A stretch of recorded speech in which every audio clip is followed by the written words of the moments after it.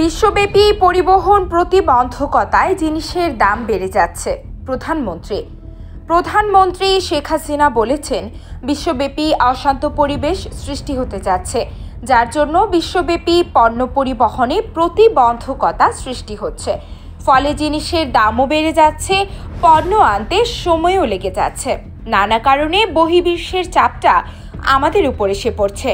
মঙ্গলবার 13 ফেব্রুয়ারি এক সভায় প্রধানমন্ত্রী এসব কথা বলেন। প্রধানমন্ত্রী বলেন, বাইরের দেশের ওপর আমাদের নির্ভরশীল থাকার দরকার নেই, আমরা নিজেরা সব উৎপাদন করব। এজন্য সবাইকে বলেছি 1 ইঞ্চি জমিও যেন পড়ে না থাকে। তিনি বলেন, কিছু কিছু প্রয়োজনীয় জিনিস আমাদের বাইরের দেশ থেকে আনতেই হচ্ছে।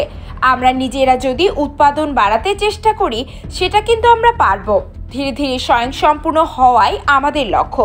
তিনি বলেন, প্রতিটি মন্ত্রণালয়ে যেসব প্রকল্পগুলো অল্প খরচ করলেই শেষ হয়ে যাবে, সেগুলো দ্রুত সম্পন্ন করে ফেলতে হবে। পুরাতন প্রকল্প সম্পন্ন করলে নতুন প্রকল্প নিতে পারবো।